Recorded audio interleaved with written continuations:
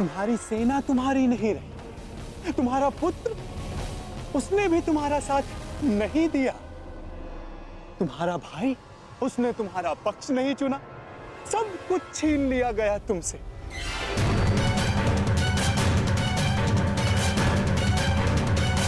अरे हाँ, मुझे तो अभी स्मरण हुआ, तुम तो बड़ा मायावी बनते हो ना, तो क्यों नहीं रोक लेते ये सब?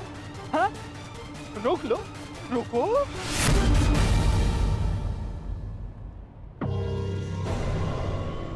अरे हाँ, विचार करने वाली बात तो ये, जब मैंने तुमसे तुम्हारा सब कुछ छीन लिया तो तुम उस सुदर्शन चक्र का क्या करोगे?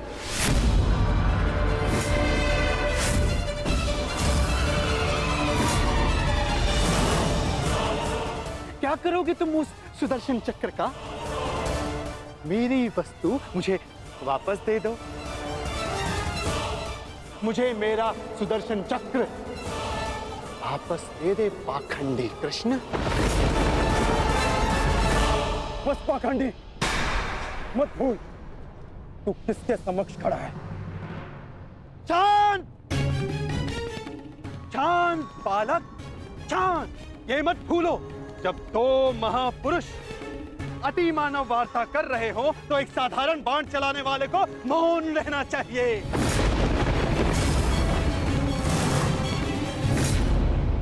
दुष्ट पौंड्रक, मैं आज ये सिद्ध कर देता हूं तू कितना बड़ा अतिमानव है।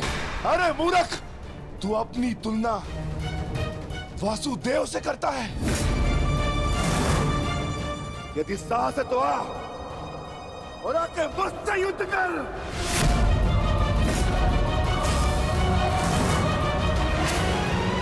मूर्ख तो तुम पांडु पुत्र हो।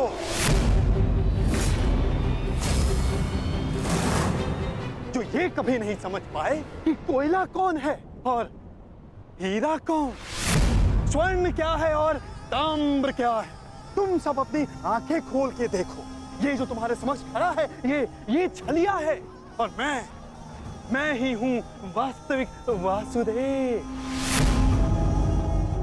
पौंड्रक वासुदेव, महाशक्तिमान, महाबलशाली, इस सृष्टि का वास्तविक रचयिता मैं ही हूं।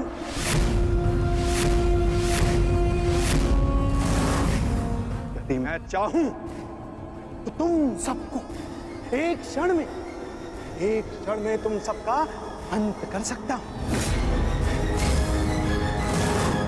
इसलिए मुझे मेरा अस्त्र उठाने के लिए पौंड्रक,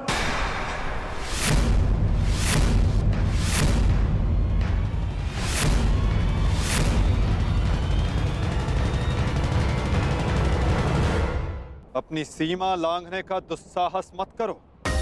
मैं तुम्हें पहले भी चेतावनी दे चुका हूं और आज अंतिम चेतावनी देता हूं। मुझे वो करने के लिए बाध्य मत करो जिसके पश्चात तुम्हें पश्चाताप करने तक का अवसर ना मिले।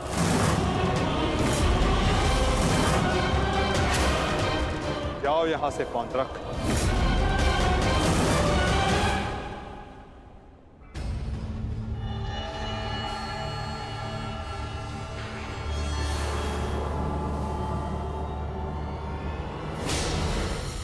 अवसर तू मुझे देगा, मुझे, वास्तविक वासुदेव को, पौंड्रक वासुदेव को।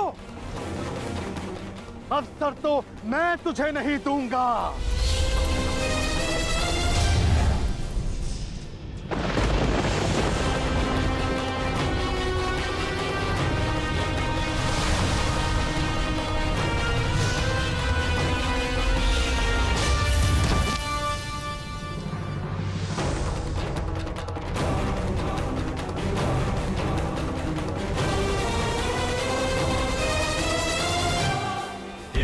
दृष्टि से, बाण शक्ति से जीते ये सारा रण। शांत चित धरे, आत्मबल भरे, जीते हर बाधा कर। छूट ना पाए लक्ष्य, हो जाए सा छुपा होकर। विश्व में दोबारा ऐसा दुस्साहस मत करना, अन्यथा कुछ करने के योग्य नहीं रह जाओगे पौंद्रक। मेरे पक्ष में होकर मुझे पर प्रहार करता है मूर्ख दुर्योधन। ये तुम्हारा मित्र है या शत्रु? तुम्हें पूर्ण विश्वास तो है ना कि ये हमारे ही पक्ष में है। अपने इस सूत पुत्र मित्र को समझा दो कि मेरे और उस पाखंडी कृष्ण के मध्य आना बंद करे, अन्यथा तुम्हारे मित्र को दुष्परिणाम भुगतना होगा। मित्रकर्ण, पौंद्रक को चित कह रहा, तुम हमारे पक्ष में हो, तो पौंद्रक को वासुदेव पर प्रहार करने से क्यों रोका? क्योंकि मैं वीर दुर्जय योद्धा दुर्योधन के पक्ष में हूं। पीठ पीछे वार करने वाले को कायर कहा जाता है, वीर नहीं। और ये कहां का न्याय है मित्र? जहां एक निहत्थे पर पीछे से वार किया जाता है, या युद्ध से पूर्व ही हमारे पक्ष के योद्धा युद्ध के नियम भूल गए हैं?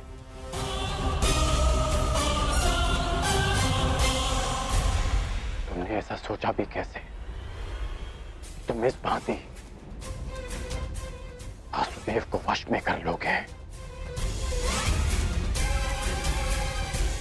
सत्य को पहचानो मित्र, अपने नेत्र खोलो। नेत्र तो तुम्हारे बंद है मित्र। ये छलिया कोई अवतार नहीं है, केवल मायावी। शांति सभा में जो कुछ भी घटित हुआ, केवल इस छलिए की माया थी। माया थी वो।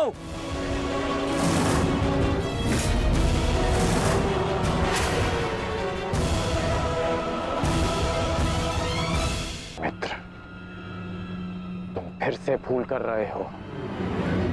भूल तो दुर्योधन ने किया, तुझे अपने पक्ष में रखकर विश्वासघाती। सत्य का ज्ञान तो तुझे नहीं है, तू अपने नेत्र खोल के देख। दुर्योधन, ये विश्वासघाती इन पांडवों के साथ और इस छलिए कृष्ण के साथ जाकर मिल चुका है। इस छलिए कृष्ण की वाणी बोल रहा है, उसके वश में है ये। अपने कर्मों को वश में ना रख पाए, परंतु अपने शब्दों को विराम लगाओ पौंद्रक।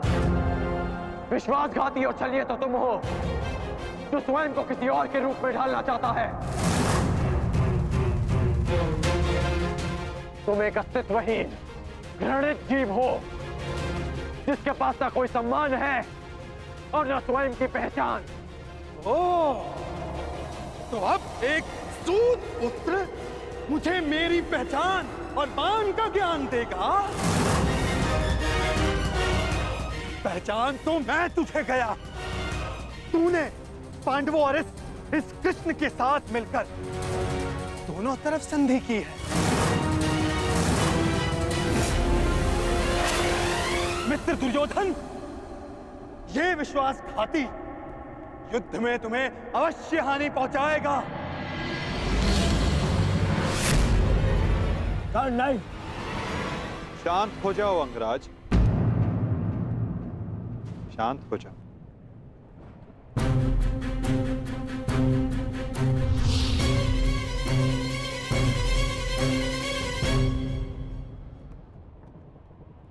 उचित ही तो कहा था पौंद्रक ने। आज मेरा हर अपना, मेरा हर संबंधी मेरे विपक्ष में खड़ा है, और अब तो मेरा नाम भी मेरा नहीं रहा, उसे पौंद्रक ने ले लिया। सत्य कहा तुमने पौंद्रक, तुम्हें वो अवश्य मिलना चाहिए जिसके तुम अधिकारी हो।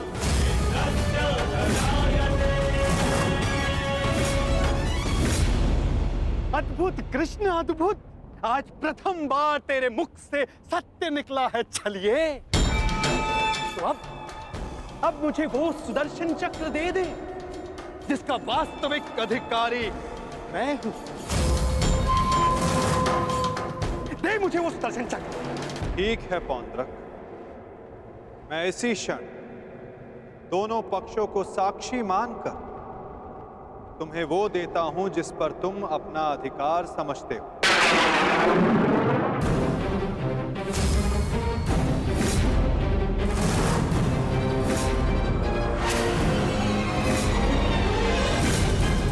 जो निश्चित रूप से तुम्हें वासुदेव में परिवर्तित कर देगा।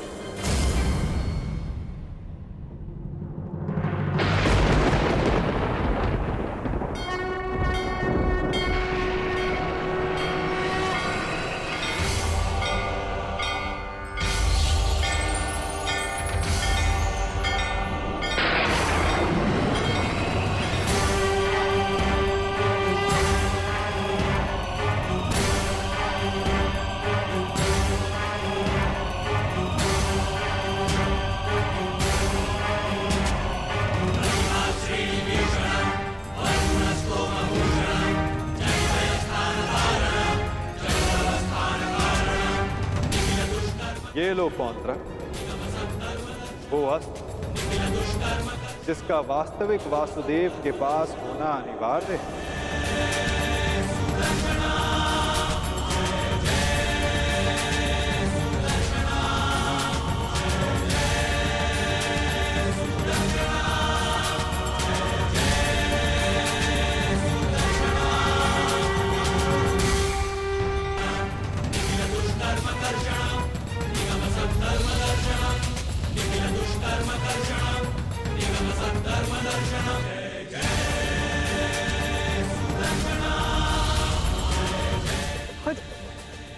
आओ। शीघ्र आओ।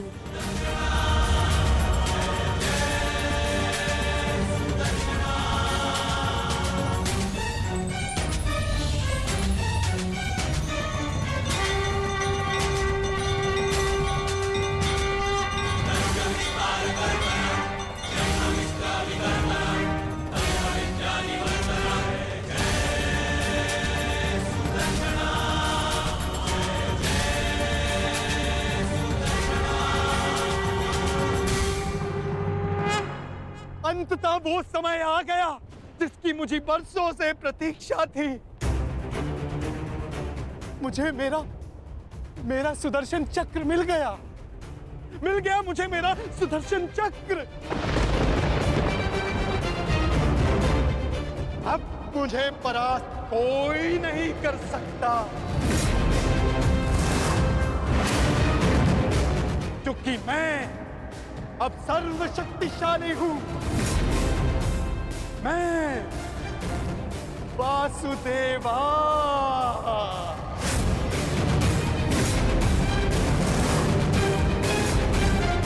सुदर्शन चक्रधारी पौंड्रक वासुदेव।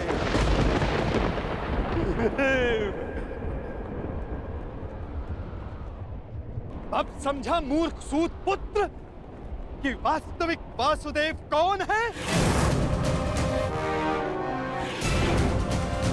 तेरे इस छलिए कृष्ण ने भी स्वयं यहां स्वीकारा कि वास्तविक वासुदेव कौन है। यदि अब तूने मुझ पर कोई प्रहार करने का दुस्साहस किया, तो अब तू भली भांति जानता है कि मुझसे बुरा और कोई नहीं होगा। क्षण भर में वध कर दूंगा तेरा।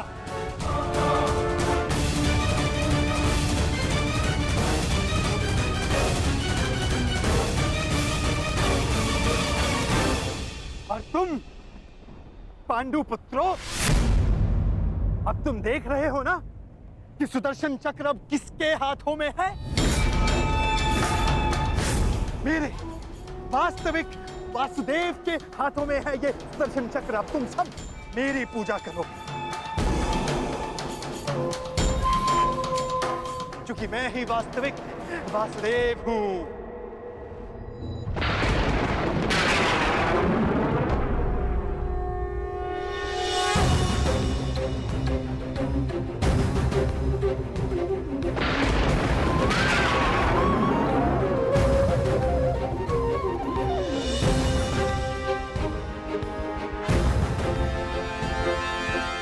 चक्र का भार क्यों बढ़ता जा रहा है?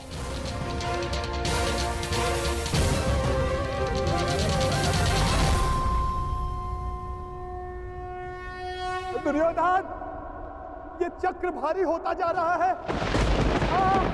ये चक्र मुझे कुचल देगा।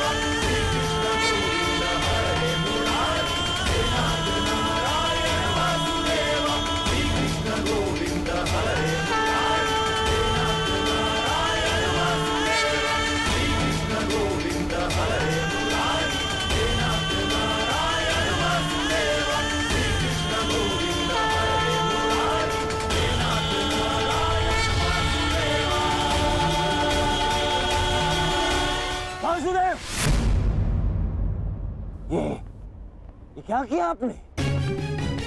बंद कर दिया, छल किया, फिर से छल किया आपने।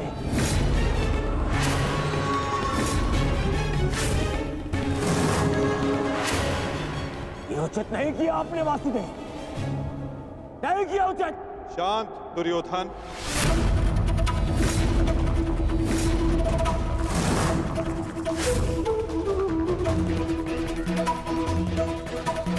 इतना क्रोधित क्यों हो रहे हो गांधारी नंदन?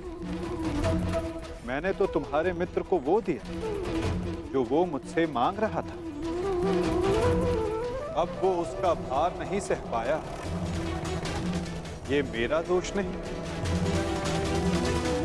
औंद्रक ने अपनी मृत्यु का आवाहन स्वयं किया था दुर्योधन, और इसके लिए तुम्हें आक्रोश में आने की कोई आवश्यकता नहीं। क्रोध नहीं आएगा, क्रोध आना आवश्यक है। तुम्हें देखकर, इन पांडवों को देखकर, तुम्हारा छल देखकर,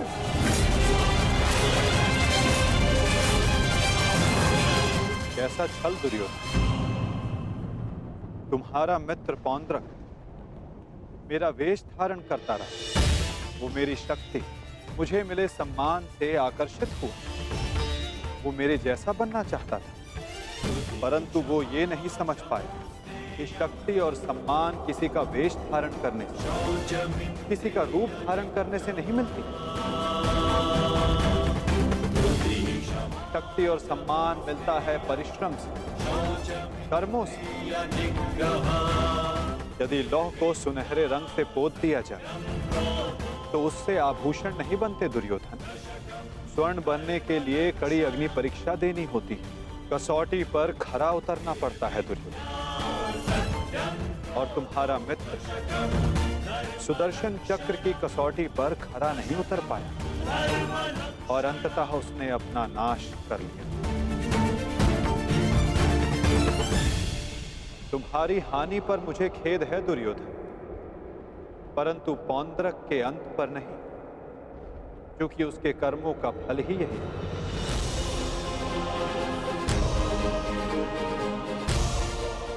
अब आज्ञा दे युवराज।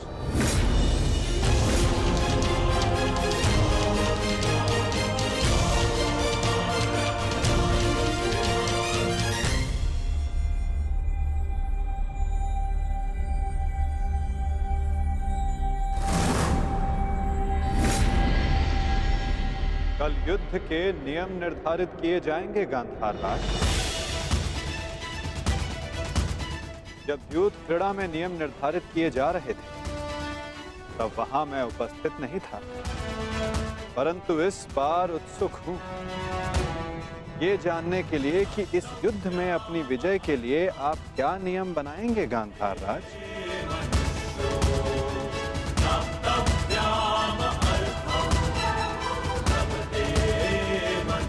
कल के सूर्य उदय की प्रतीक्षा रहेगी मुझे।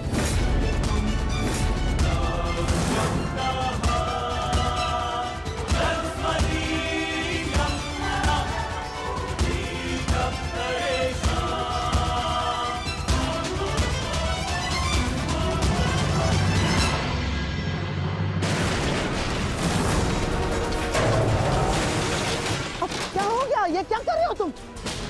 हाँ, देखो दुर्योधन, देखो। नहीं दुर्योधन।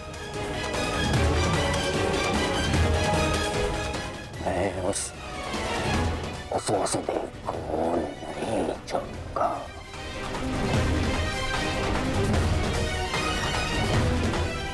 ना दुर्योधन को नहीं छोड़ूंगा। ये क्या कर रहे हो? क्या कर रहे हो तुम दुर्योधन? ईश्वर के लिए शांत हो जाओ। देखो कुछ नहीं होगा, मैं बता रहा हूँ, विश्वास रखो मुझ पर। आप शांत हो जाइए, अन्यथा मैं आपको शांत कर दूंगा। नहीं, देखो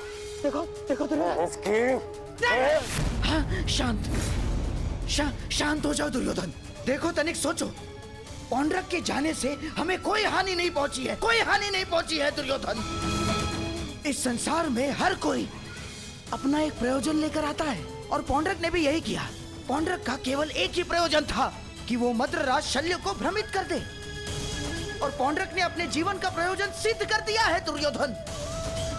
अब हमारे पास 11 अक्षौणी सेना है और पांडवों के पास केवल 7 दुर्योधन, केवल 7। अब ये विलाप का समय नहीं है, उत्सव का समय है। उत्सव मनाओ। वो तो ठीक है मामा श्री, परंतु मैं उस वासुदेव का कौतुक भुला नहीं पा रहा हूं।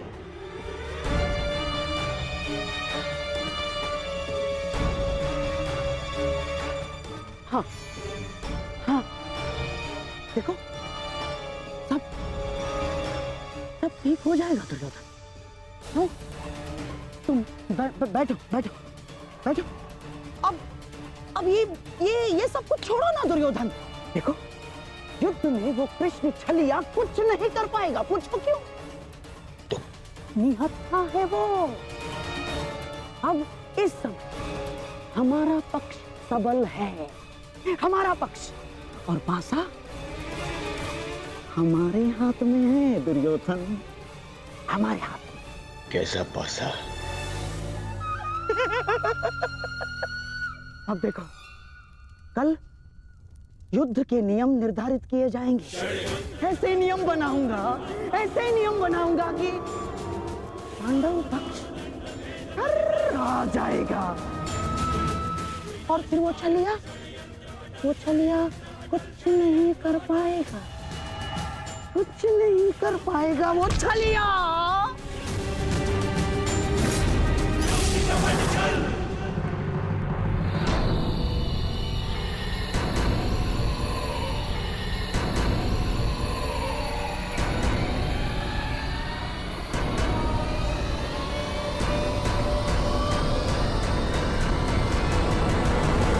तो सभा में उपस्थित सभी महायोद्धाओं को शकुनी का प्रणिपात स्वीकार हो।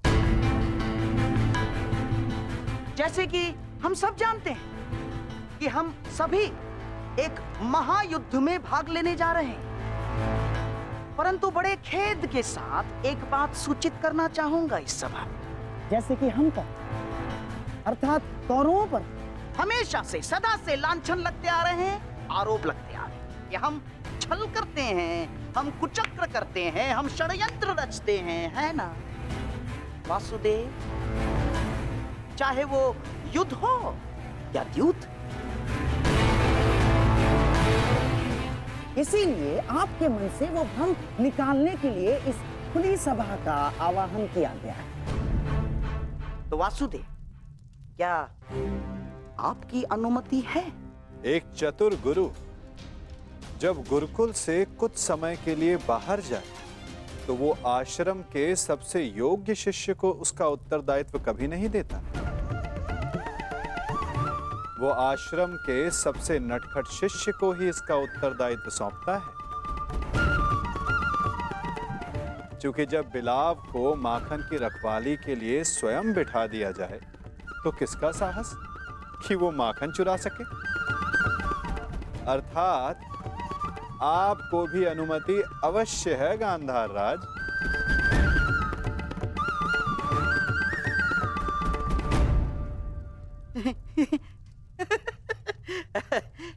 वासुदेव, आपका विनोद समझने में मैं असक्षम हूँ। मेरे कहने का आशय मात्र केवल इतना है गांधार राज कि मैं आपके वचनों से सहमत हूं। यद्यपि युद्ध सीमा बढ़ाने या सीमा पर अतिक्रमण रोकने के लिए होता है, तो युद्ध के नियम और सीमा निश्चित कर लेना आवश्यक है, क्योंकि यही नियम, यही सीमाएं इस युद्ध को धर्म युद्ध बनाएगी। तो ये बात आप सरल मार्ग से भी बता सकते थे वासुदेव। यदि आपका भाषण समाप्त हो गया तो हम युद्ध के नियमों पर चर्चा करें। वैसे भी हमारे और आपके पक्ष की सेना के अंतर को देखते हुए ये युद्ध केवल औपचारिकता मात्र रह गया है।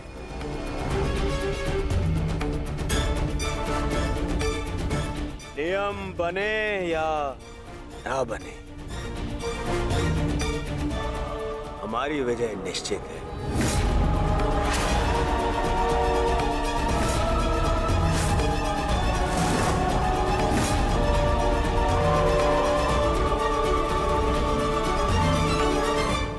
नियम बने या ना बने, हमारी विजय निश्चित है। इस आत्मविश्वास का कोई एक कारण तो बताओ।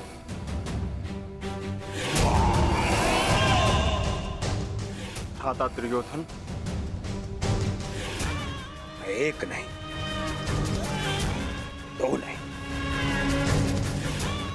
तीन कारण बताता हूं, जो समझ आए चुन लेना।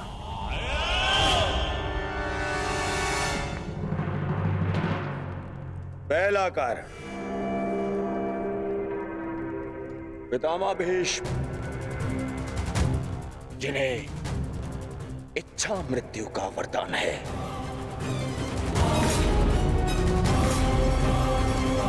दूसरा कारण,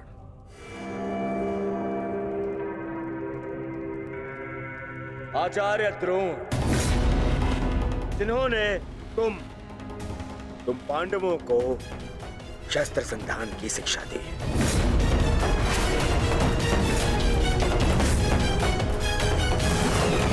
क्या इनके धनुष को काट सकने का समर्थ है तुम में से किसी के पास भी?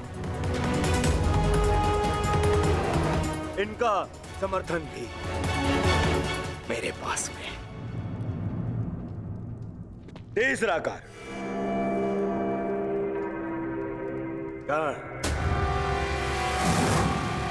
ब्रह्मास्त्र, ब्रह्मांडास्त्र और ब्रह्मशिरास्त्र जैसे अस्त्रों से सज्जित है मेरा मित्र कर्ण, जिसका बाण तुम्हें विजय प्राप्त करने नहीं देगा और जिसका कवच मुझे पराजित नहीं होने देगा।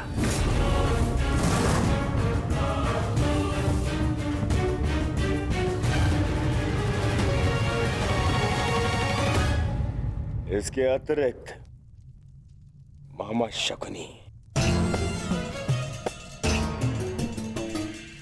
जिनकी कूटनीति का तोड़ तुम में से किसी के पास नहीं है, हा? मामा श्री।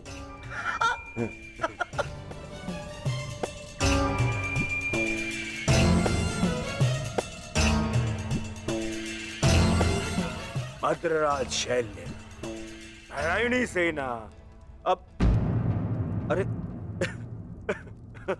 ये तो 3 से अधिक कारण हो गए, है ना अर्जुन? जिसके पास इतने सारे कारण हो उसे कौन पराजित कर सकता है?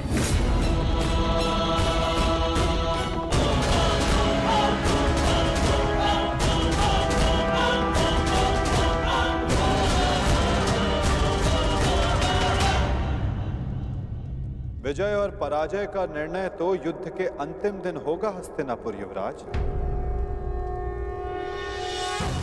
नियम तो केवल युद्ध का मार्गदर्शन करते हैं। अंत में कौन कितनी सीमा में रहता है और किसे सीमा तोड़ने का दंड मिलेगा, ये तो समय ही बताएगा।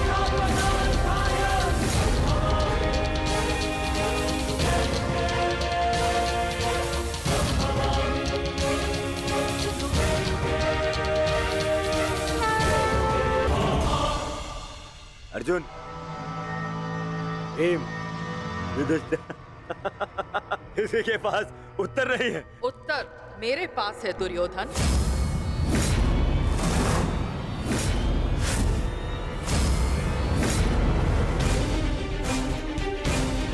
मैं नया जन्म लेके आऊंगी भीष्म, तुमसे प्रतिशोध पूर्ण करने।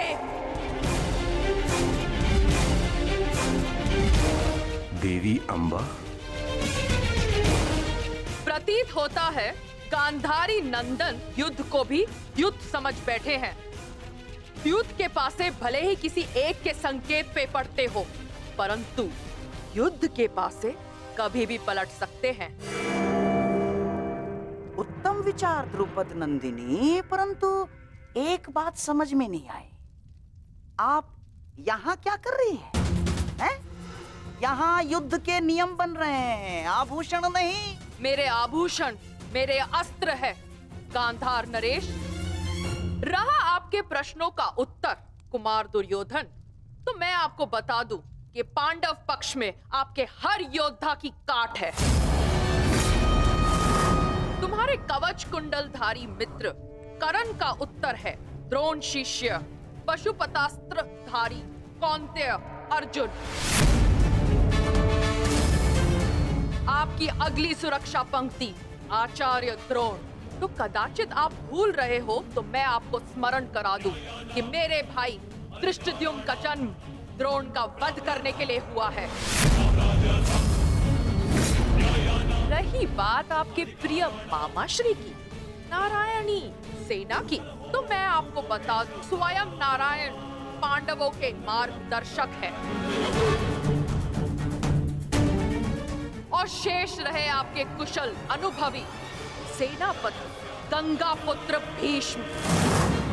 तो उन्हें मुक्त करने के लिए मैं स्वयं आप सबके सामने खड़ी हूं।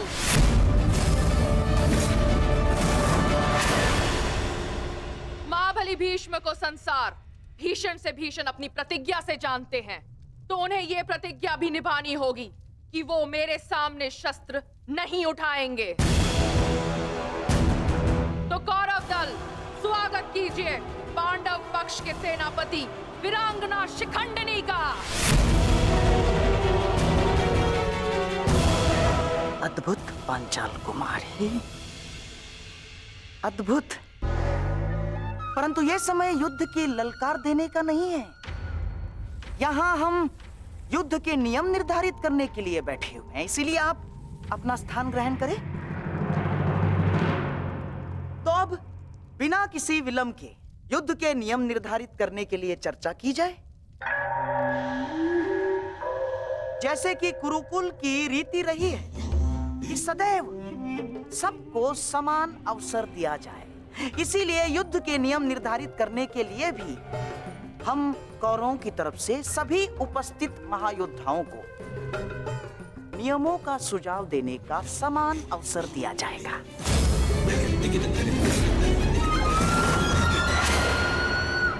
और हाँ, मैं ये जानता हूं कि पांडव पक्ष मामा श्री शकुनी का मुख अधिक समय तक नहीं देख सकते, इसीलिए मैं अपना सुझाव आरंभ में ही दे देता हूं। समस्त आर्यव्रत में युद्ध चाहे जितने भी दिन चले, परंतु आरंभ सूर्योदय से होता है और सूर्यास्त होते ही युद्ध भी थम जाता है। परंतु इस बार नियम में एक छोटा सा परिवर्तन होगा। सूर्यास्त के पश्चात भी युद्ध पर विराम नहीं लगेगा। तब तक जब तक अंधकार इतना सघन न हो जाए कि योद्धाओं को मशाल के प्रकाश में भी कुछ दिखाई न दे।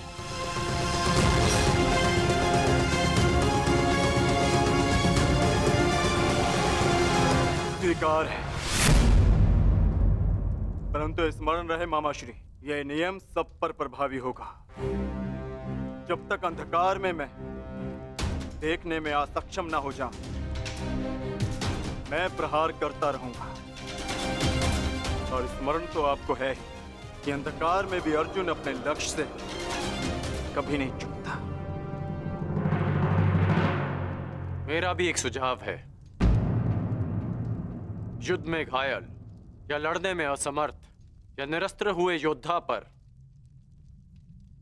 विपक्षी प्रहार नहीं करेगा। अति उत्तम मित्र, हमें स्वीकार है। अद्भुत अंगराज, आपका न्याय दर्शन तो सराहनीय है। हमें आपका ये नियम स्वीकार है। समान पद वाले योद्धा समान पद के योद्धाओं से द्वंद्व करेंगे। रथी रथी से द्वंद्व करेंगे, महारथी महारथी से द्वंद्व करेंगे, अश्वरोही से अश्वरोही द्वंद्व करेंगे और गजरोही से गजरोही द्वंद्व करेंगे।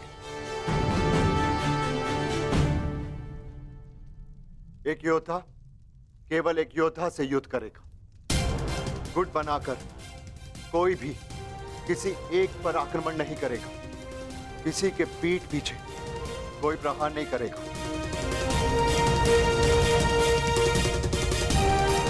यदि विपक्षी ने पहले छल किया तो क्या प्रतिपक्षी को उसका उत्तर देने का अधिकार है? वो योद्धा की सोच पर निर्भर करता है विकोदर। एक महत्वपूर्ण नियम, इस युद्ध में वही योद्धा एक दूसरे का सामना कर सकता है जिसके पास समान रूप से अस्त्र, शस्त्र और शक्ति होगी। दुर्बल पर प्रहार करना निषेध होगा। और इस युद्ध में गदाधारी गदा युद्ध के नियम से और धनुर्धर धनुर्शस्त्र के युद्ध से युद्ध करेंगे। और सबसे महत्वपूर्ण नियम, इस युद्ध में किसी भी प्रकार का छल, कुचक या षड्यंत्र नहीं होगा। स्मरण रहे। हमें स्वीकार है।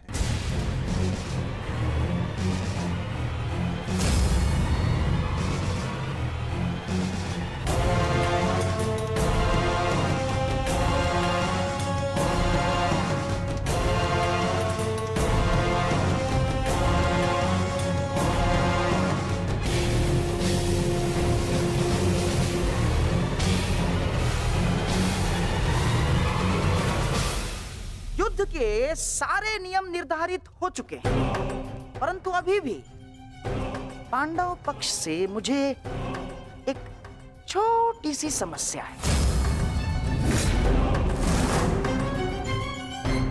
पांडव पक्ष से मुझे एक छोटी सी समस्या है। कैसी समस्या गंधार राज? धर्मराज ना, अर्थात ये युद्ध समान पद, बल, शक्ति और हम पुरुषों के मध्य हो रहा है, तो आपके दल में एक स्त्री क्या कर रही है?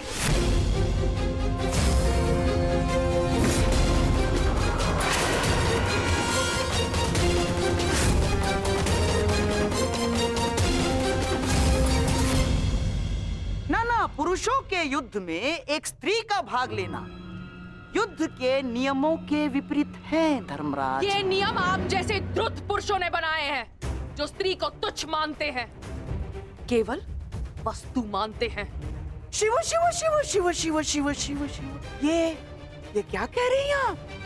ये नियम तो स्वयं महादेव ने बनाए हैं। महादेव, आपको स्मरण है ना, जब देवी पार्वती ने असुरों का नाश करने के लिए माता काली का रूप धारण किया था, तो स्वयं महादेव ने भी उन्हें रोकने के लिए अपने बल का प्रयोग नहीं किया ना, अपितु वो स्वयं माता काली के समक्ष नतमस्तक हो गए।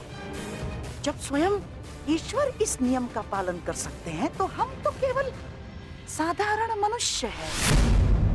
कोई भी पुरुष योद्धा एक स्त्री पर आक्रमण नहीं करेगा, यही युद्ध के आधारभूत नियमों में से एक है।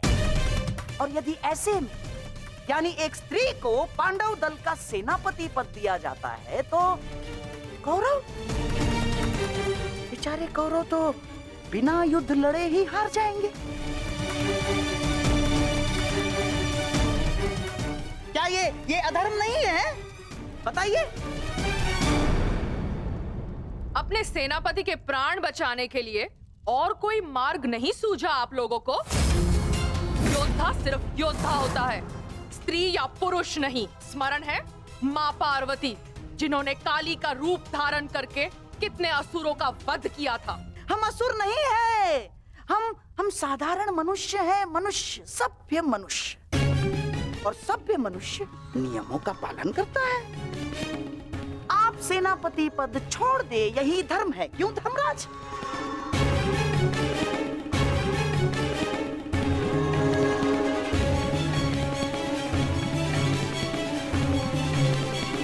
हाँ, तो सबके समक्ष युद्ध के सभी नियम निर्धारित हो चुके हैं। हाँ, परंतु अभी भी किसी के मन में शंका कुशंका हो तो यहाँ अपने विचार प्रकट कर सकते हैं।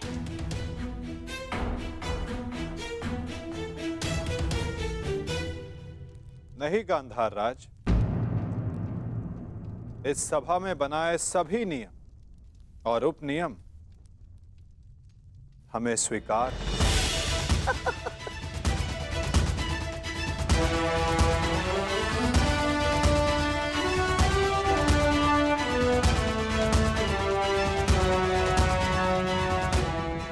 प्रणिपात। प्रणिपात।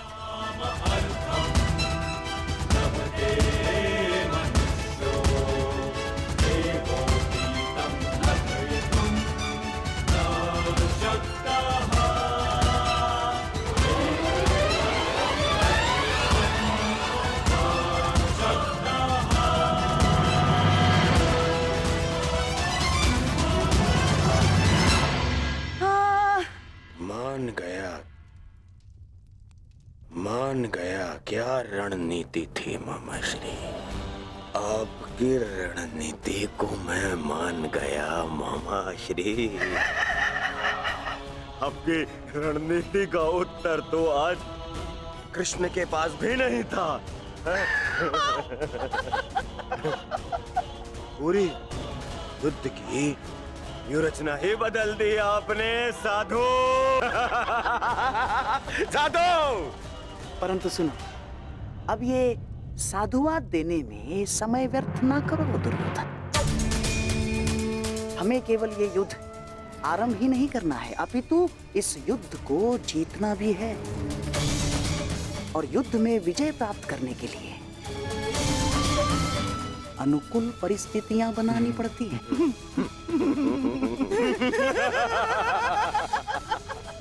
बहुत चतुर बन रहे थे ये पांडव, बहुत चतुर। परंतु अब इन्हें ज्ञात हो गया होगा कि इनकी हार निश्चित है। हमने जो चाहा वही हुआ है दुर्योधन।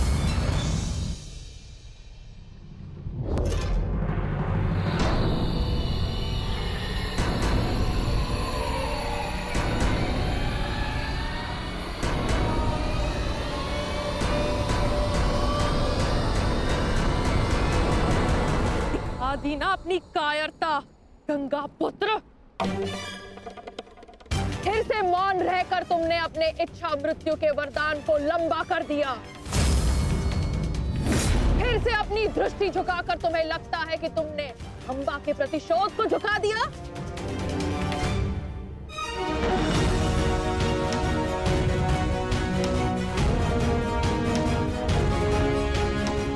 आज सिद्ध कर दिया तुमने कि जब अपने प्राणों का प्रश्न आएगा तो गंगा का बेटा भी अधर्म का मार्ग चुन सकता है।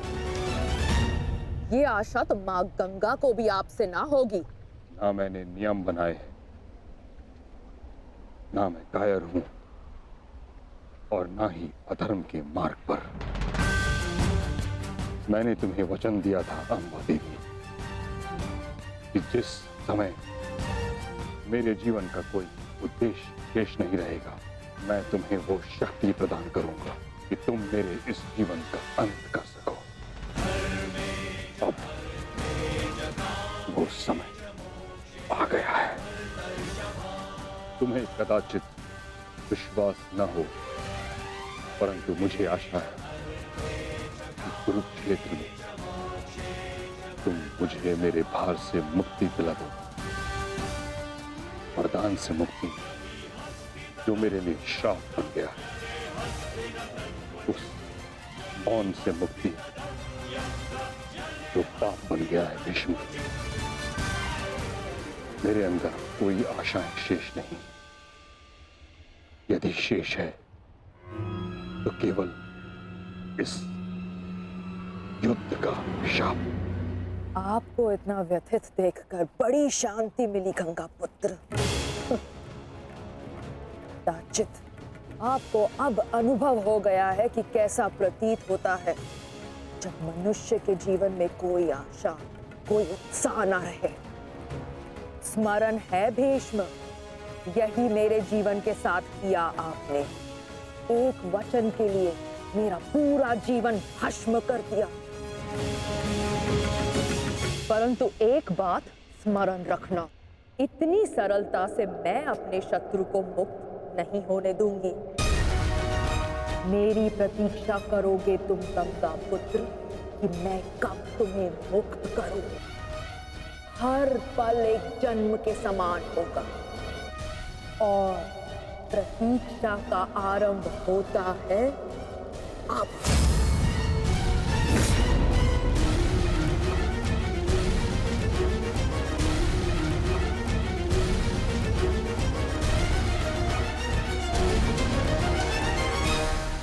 मैं उन्हें नहीं छोड़ूंगा जेस। उन्होंने हमारे साथ छल किया है।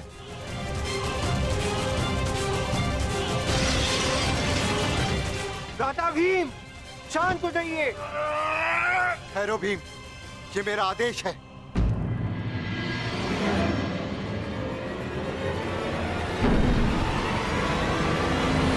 क्रोध केवल तुम्हें नहीं आ रहा है, रक्त हम सबको बन रहा है। एक और हमारे ही मामा श्री को छल के कारण हमारे विरुद्ध युद्ध करना पड़ रहा है, और दूसरी ओर बड़ी ही चतुरता से उन्होंने शिखंडिनी को युद्ध से दूर कर दिया। यह समय क्रोध का नहीं, कर्म का है। इस समय कौरव सेना के पास 11 क्षणी सेना है और हमारे पास केवल 7। इस समय हमें हमारी शक्ति को एकत्रित करना होगा।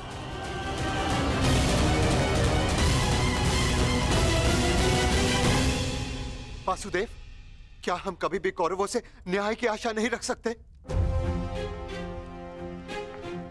गांधार राज और दुर्योधन से तो हम न्याय की आशा नहीं रख सकते, परंतु अंगराज कर्ण से, दानवीर कर्ण से आशा अवश्य की जा सकती है।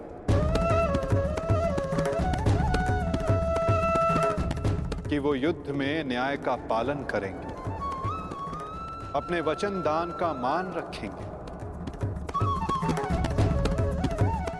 हम सब ने देखा कि अंगराज ने कौरवों के पक्ष में होते हुए युद्ध के लिए कैसे न्याय संगत नियम बनाए। परंतु वासुदेव, वो दुर्योधन के विरुद्ध कभी नहीं जाएगा, और उस दुर्योधन से मुझे न्याय की कोई आशा नहीं। कायरों की भांति हमारी सैन्य शक्ति को छिन्न भिन्न करने लगा है। जेष्ठ, बहुत हो गई सभा, बहुत बनकर नियम। अब बस, अब समय आ गया है उस दुर्योधन को उचित उत्तर देने का। ठहरो भीम,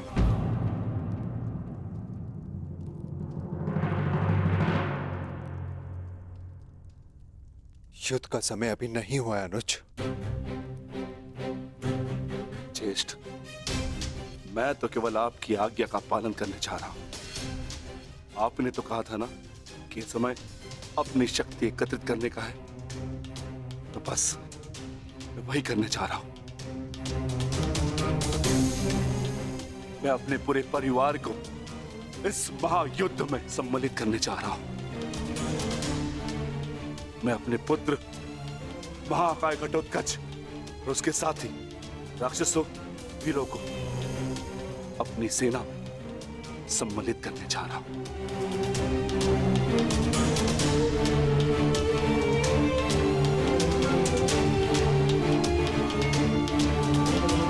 तुम उचित कह रहे हो अनुज।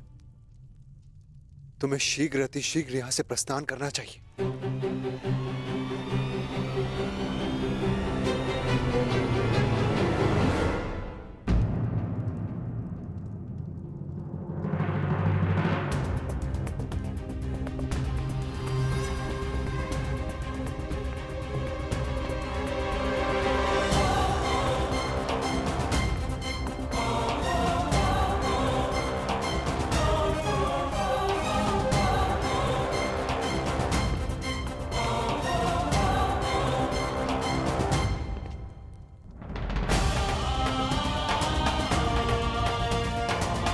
मुझे आज्ञा दीजिए ज्येष्ठ,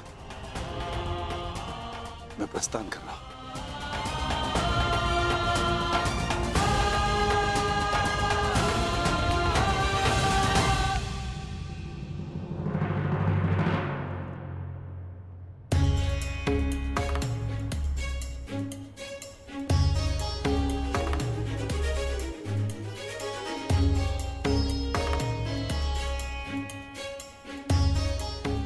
प्रणिपात वासुदेव।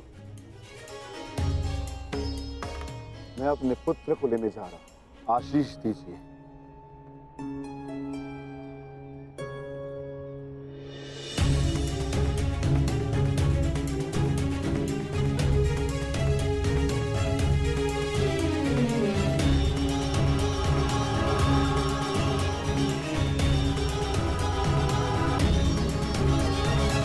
क्या हुआ माता? आप अचानक बाहर क्यों आ गए? और आप इतने विचलित क्यों? मैं विचलित नहीं हूं पार्थ, बस तनिक अशांत हूं। अशांत? मैं समझा नहीं माता।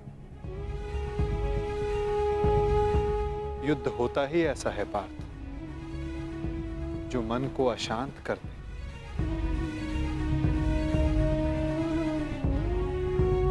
समय एक बहती धारा के समान होता है पार्थ।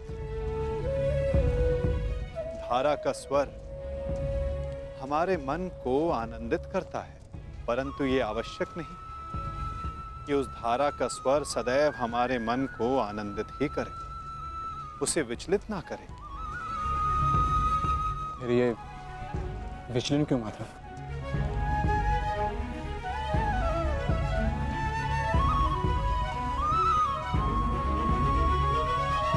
अन्न। सागर में जब तरंग उठती है तो वो उत्साह से भरी होती है पार्थ, और जब वही तरंग गिरकर अपना अस्तित्व खो बैठती है तब मन विचलित हो जाता है कि कदाचित वो तरंग और ऊंचा जा सकती थी, कदाचित उसका प्रारब्ध कुछ और हो सकता था। परंतु तरंग का प्रारब्ध ही उठना और गिर जाना है माता, है ना? तो फिर इसमें अशांत और विचलित होने की क्या बात है? तुमने सही कहा पार्थ, मुझे विचलित नहीं होना चाहिए, परंतु तुम बताओ कि तुम्हारा मन इतना अशांत क्यों है, इतना विचलित क्यों है? ऐसा कौन सा भाव है जो तुम्हें कष्ट दे रहा है? बोलो पार्थ। दानवीर कर्ण से आशा अवश्य की जा सकती है कि वो युद्ध में नियमों का पालन अवश्य करेंगे।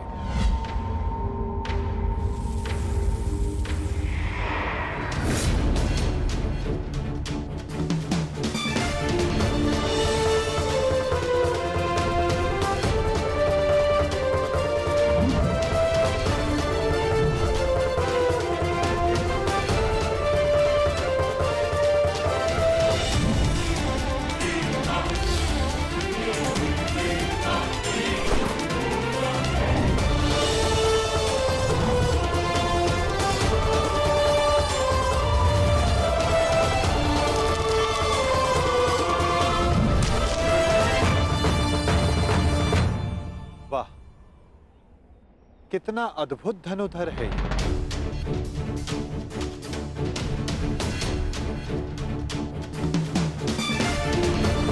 वासुदेव, आप प्रणिपात।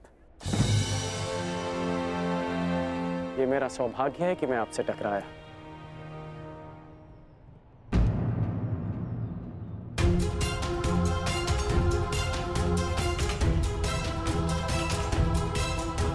सौभाग्य और दुर्भाग्य के लिए धन्यवाद और तानों का पात्र समय होता है अंगराज, मनुष्य नहीं। उचित परिस्थिति में, उचित समय पर, उचित मनुष्य से मिल जाना सौभाग्य होता है और अनुचित परिस्थिति में उचित मनुष्य से मिलना दुर्भाग्य होता है कर्ण। आपका टकराना तो उचित ही होता है वासुदेव, इसलिए यह सौभाग्य होता है। आज्ञा दीजिए। प्रणिपात।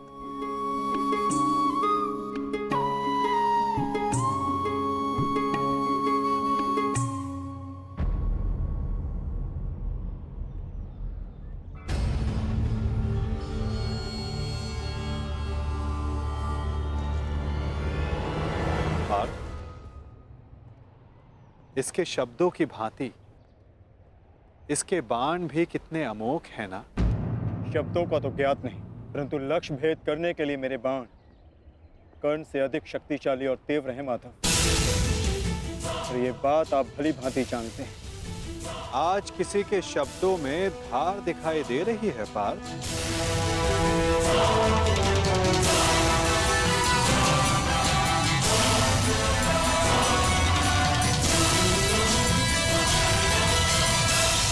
पार्थ, इसके शब्दों की भांति इसके बाण भी कितने अमोघ हैं ना। शब्दों का तो ज्ञात नहीं, परंतु लक्ष्य भेद करने के लिए मेरे बाण कर्ण से अधिक शक्तिशाली और तीव्र हैं माधव। और ये बात आप भली भांति जानते हैं। आज किसी के शब्दों में धार दिखाई दे रही है पार्थ।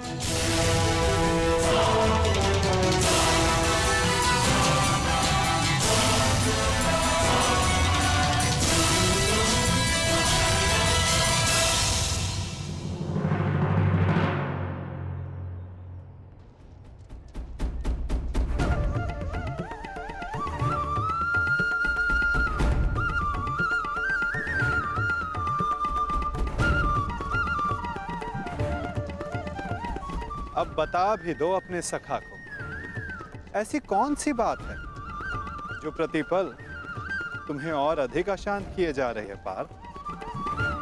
आप तो ऐसे कह रहे हैं माधव, जैसे कि आप तो कुछ जानते ही नहीं। कैसे जानूंगा, मैं कोई अंतर्यामी थोड़ी ना हूं।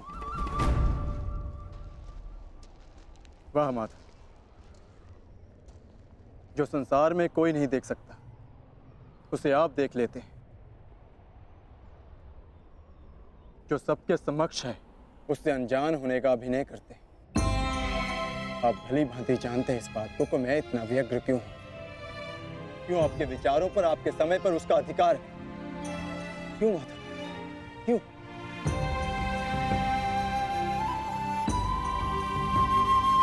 प्रशंसा उसकी की जाती है पार्थ जो प्रशंसा के योग्य होता है। महत्व उसे दिया जाता है जो महान होता है। और समय उसे दिया जाता है जो स्वयं समय को परिवर्तित करने की शक्ति रखता हो। और मैं क्या, कर्ण की कुशलता और लगन को देखकर उस पर कोई भी मोहित हो सकता है। ऐसा कोई नहीं जो कर्ण की कुशलता को अनदेखा कर सके। केवल उनके जो उसके प्रति ईर्ष्या रखते हैं। बस माधव, रुक जाइए।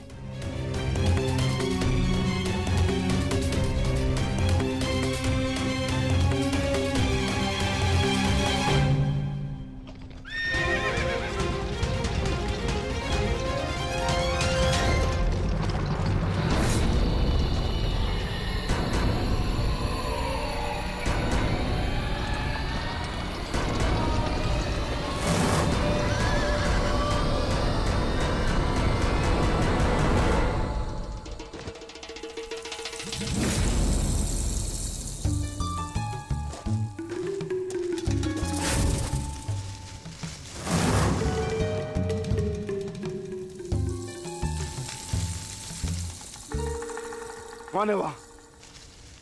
कौन है जो मेरा पीछा कर रहा है? यदि साहस है तो सामने आ। आपको लगता है कि मुझे कर्ण से ईर्ष्या है, परंतु मुझे कर्ण से ईर्ष्या क्यों होगी माता? मैं भी मानता हूँ कि वो एक महान धनुर्धारी है और इस बात का मैं सम्मान भी करता हूँ, इसलिए उसके साथ अपना अधूरा द्वंद पूर्ण करना चाहता हूँ। परंतु माता, आप कैसे भूल सकते हैं, वो अर्जुन ही था जिसने विराट युद्ध में कर्ण को पराजित किया था। वो अर्जुन ही था जिसने कर्ण के रहते हुए पांचाली के स्वयंवर को विजित किया था। मैं स्वीकार करता हूं कि कर्ण एक महान योद्धा है, धनुर्धारी, परंतु मुझे आज तक उसमें कोई अद्भुत बात नहीं दिखी। परंतु आज एक विचित्र बात का भान अवश्य हुआ है कि आपके हृदय में अर्जुन से अधिक कर्ण बसता है।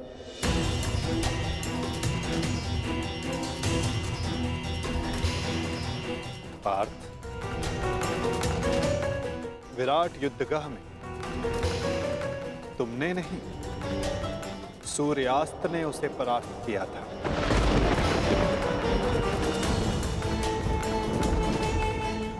पांचाली के स्वयंवर एक सूत के प्रति क्षत्रियों के दीर्घाह ने जीता।